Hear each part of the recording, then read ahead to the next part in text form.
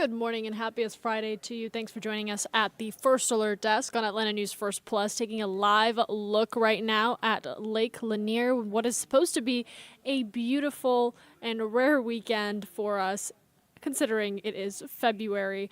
First Alert meteorologist Courtney Jacobazi will join us momentarily to talk about your weekend forecast and some weather that we want to prepare you for looking at the week ahead. But this is Catch Up Quick, so let's get you caught up on the stories making headlines. And I want to start by taking you out to Gwinnett County, where this was the scene for much of the night into the early morning as a law enforcement surrounded a home canvassing a neighborhood for hours. Atlanta News First Don Shipman is with the First Alert Breaking News Tracker with the latest on what we know about this investigation.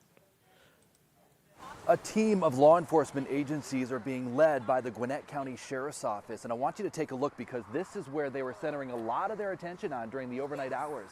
That house right there.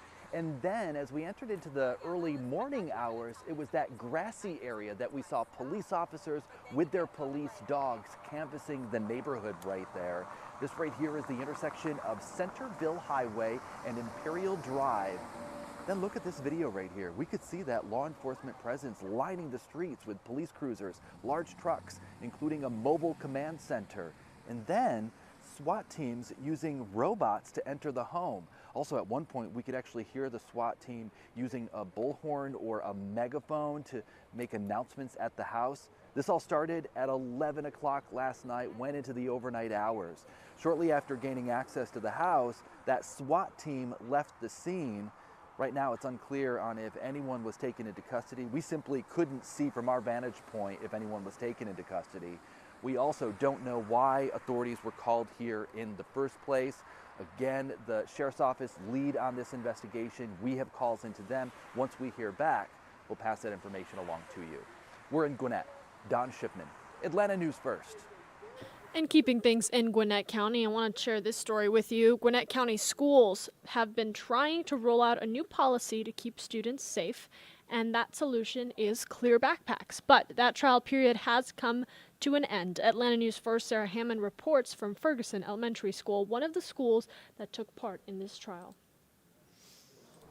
This is one of the 33 schools participating in this clear backpack trial run that started when students came back from winter break, and that was about 4 months after the shooting at Appalachia High School that rocked the Barrow County community.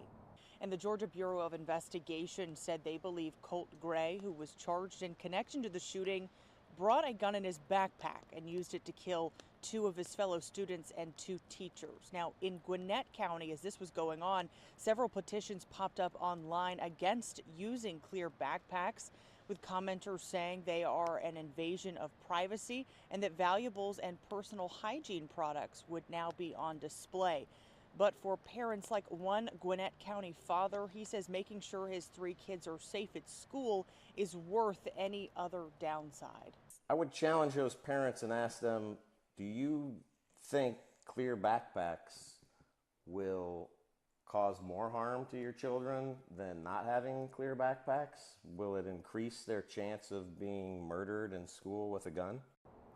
The Gwinnett County School District sent out a poll before this trial run started to see how students and parents felt about the clear backpacks, and a majority of students said they did not want them. Parents were split pretty evenly, and a final decision is expected next month. At Ferguson Elementary School, Sarah Hammond for Atlanta News First.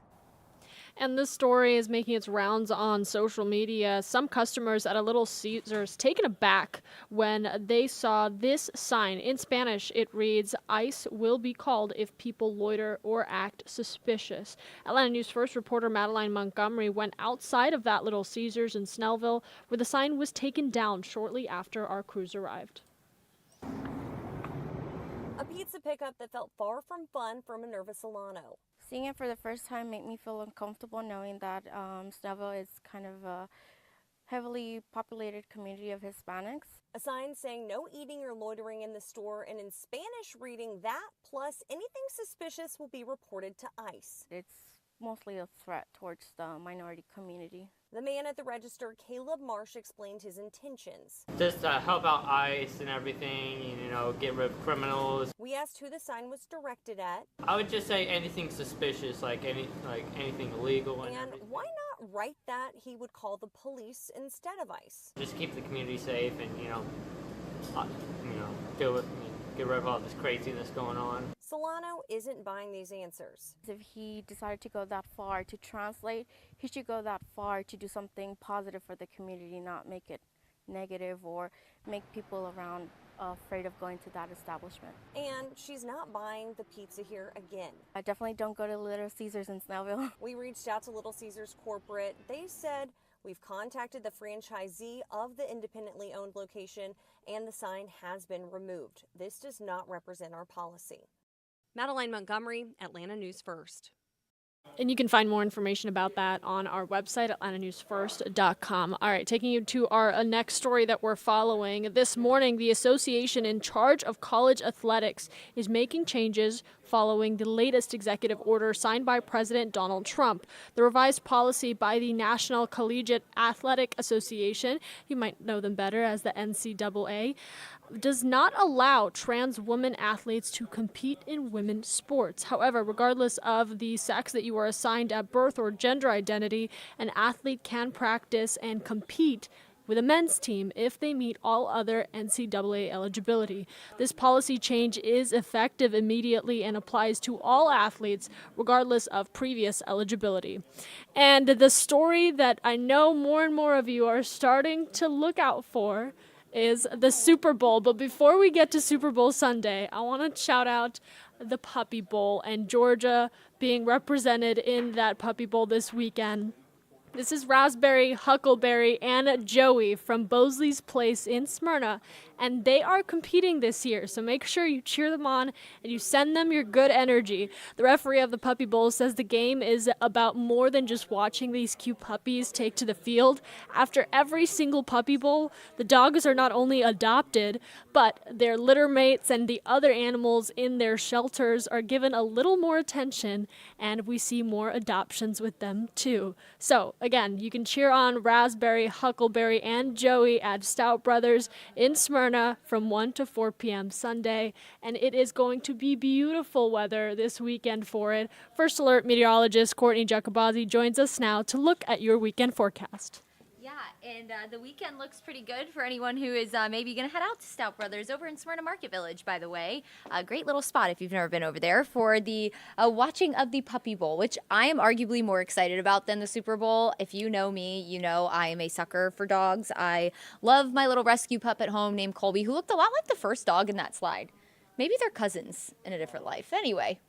Besides that, it's going to be a nice weekend, but we do have some changes on the way, a really big shift in our pattern next week, leading to a handful of First Alert weather days. And I'm going to talk about that first, about why we're going to see that pattern change. And then, of course, we'll go right back into what to expect for your Friday and for the weekend, because I know you all are trying to make plans if you don't have them already. So right now, what is happening is we have this ridge of high pressure that is built over the southeast, and that has been steering weather systems north of us. If not, they've been kind of nudging in along the I-20 corridor before they go back north. But nonetheless, they've never moved all the way through because that ridge is preventing that from happening. But going into next week, that ridge is going to break down, and that is going to open up the door for cold fronts, emphasis on cold fronts, multiple, to lead to a rainy week next week. So prepare for the rain. First Alert weather days Tuesday, Wednesday, and Thursday. It looks like our first big weather system comes through Tuesday. We'll have it resituate itself across the southeast Wednesday, which will keep us unsettled, and then another comes in on Thursday.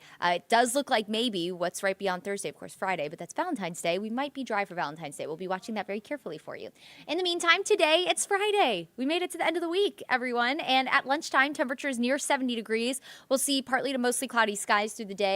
And you'll notice that 20% coverage of rain, just spotty showers possible through the day today. Definitely not a washout, but don't be surprised if you see a quick passing shower through your afternoon and evening. We'll top out today in the mid-70s, so very similar to where we've been the last couple of days. And if you have any evening plans tonight, we'll drop back into the 60s around 9 o'clock. So for some of you, you might not even need a light jacket if you have any evening plans tonight. For the most part, very, very mild. We'll stay in the low 60s through the overnight hours. High temperatures today, again, 75 in Atlanta. Most of the area will stay in the mid-70s. 70s, but I want to point your attention to far north Georgia. We did have a front move through this morning. It didn't go all the way through the area. Right now it's kind of stalled along the I-20 corridor, but that cooler air is now allowed to usher into far north Georgia because that front sank through. That front's going to lift right back north tomorrow, giving us a really warm Saturday, but today that will impact at least briefly far north Georgia, where you'll top out in the upper 60s rather than most of us. That'll top out in the mid to upper 70s this afternoon. Speaking of the weekend, Saturday, a great day to get outside. Enjoy it. When do we get 2 70-degree days on a weekend